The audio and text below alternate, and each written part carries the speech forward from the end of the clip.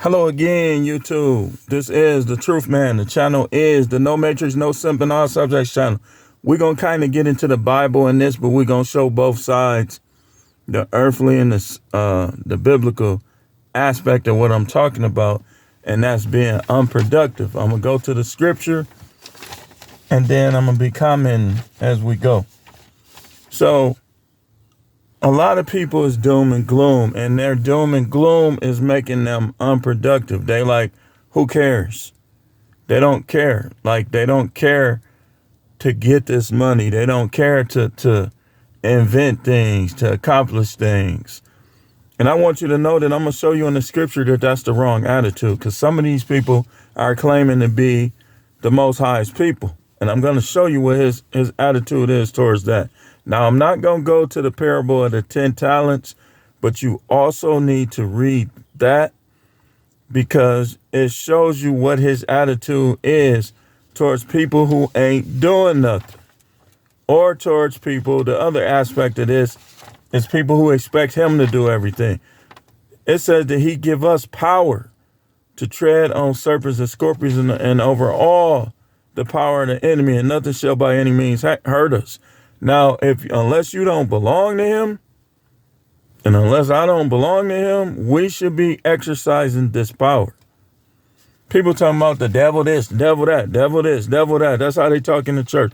The devil is a liar. The devil is this. The devil is that. The devil is a beggar, begging the Most High to do this, to do that, to stop this, to stop that. And sometimes the Most High a litter to get us to use that power, because the Most High be really making a mockery out of the devil on a daily basis. But he wants us to be productive. And let's go to the scripture. The first one, Amos 5:18 says this: woe to you who are longing for the day of the Most High. Y'all know I don't use that word Lord, because that word Lord means demon. In some languages, it means Baal, which is basically a demon. So you hear me not using that word for that reason. And I would advise you to stop using it too. For what purpose will the day of the Most High be to you? It will be darkness and not light. Now, next scripture, let's go to Matthew 24. I'm going to read the whole thing from verse 48, I believe it is. Who then is the faithful and sensible slave? Let me stop right here. This is not talking about Mr. Charlie, the white man, punking us. That ain't, the word slave means worker. So we ain't talking about people who gang up on people and force them to do stuff. We talking about in terms of being a worker,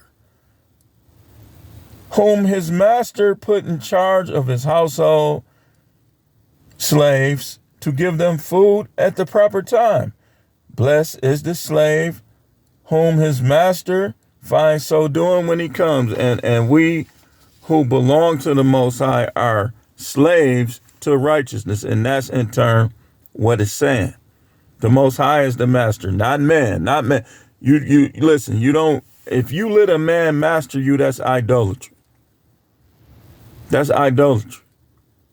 You are not supposed to let men master you, but who's keeping score? We ain't got the scoreboard right now. It says, truly I say to you that he will put him in charge of all his possessions, but the evil slave says in his heart, my master is not coming for a long time, and begins to beat his fellow slaves, and he eats and drinks with those habitually drunk. Then the master of that slave will come on a day he does not expect, and at an hour he does not know, and he will cut him in two and assign him a place with the hypocrites. In that place there will be weeping and gnashing of teeth. Now, like I told you, if you go to the parable of the 10 talents, the guy that didn't do nothing, that tried to hide the talent that he gave him and tried to give it back to him, the same talent, he gave him the same portion with the hypocrites. So what am I saying, and what is the Most High saying in this? Stop worrying about when all this stuff gonna happen. Just watch. Keep doing what you're doing. Keep working. Keep making money. Keep inventing things. Keep raising your kids. Keep trying to impact the world in a positive manner. Because you already know when sin increases, the love of many will grow cold. But we supposed to be the flavor. So our love ain't supposed to be growing cold. We just supposed to be carrying on with our business. Carrying on with our business. Carrying on with our business. Not, well, the world finna end anyway, so why not care? I don't care. I don't even care about money. You remember how he rewarded the guy with the 10 talents, and he gave the guy with the 10 talents that had the 5 talents, turned it into 5 more. Why is this doing this? Why is this doing it? He turned it into 5 more, and he gave the 1 talent that the dude didn't do nothing with to the guy that had the 10. Now, some people say that ain't fair, but hey, listen, whatever the Most High do is fair. Whatever the Most High think is fair. That's just the way it is. So what he expects out of us is for us to keep carrying on. Stop worrying about the debt ceiling. Stop worrying about digital currency. If it happens, then we'll adjust.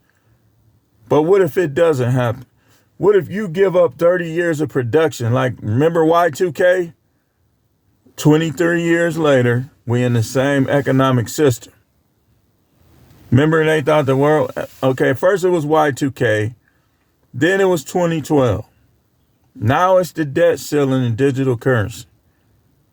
See, what y'all don't realize is y'all supposed to rebuke the oppressors. Y'all supposed to be like, man, we ain't going for that. And we supposed to be praying against that in unison. All that stuff that they trying to make us slaves because they bored and because they in the bloodline of Satan. We ain't supposed to be going for that.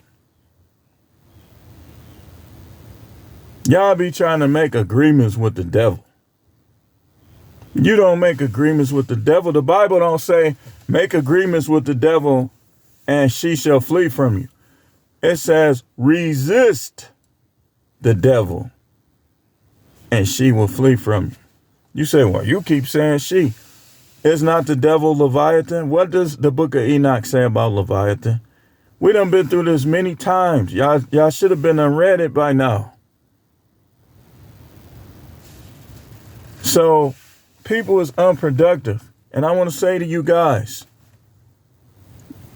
if you think that's love, you always listening to your wife, you know what you're supposed to be doing, you know what's going to benefit your children, but she's scared playing it safe and being lazy, and you listening to her, that's idolatry. You gotta be trying to swim across the ocean of money. You should be knowing how to swim by now. I should be knowing how to swim. Nah, we don't do that. I ain't gonna do that. Your woman should be following your lead, or she shouldn't be your woman. You can have as many wives as you want. You shouldn't be worried about what no pastor say. You shouldn't be worried about your parents. Anybody say you got one that's being unproductive, you got one that won't follow your lead, leave her behind. Leave her behind. That's where you leave her. Remember Lot? Lot had the same problem with his wife. He like, girl, get over here. She want to look back. Ain't no telling what her boyfriend probably was in Sodom. And she turned to a pillar of salt. You see how that worked? All she had to do was follow Lot's lead, and she would have escaped Sodom and Gomorrah. She worried about what's going on back there in Sodom. And look what happened. She turned into a pillar of salt. That was the end of her. It was over.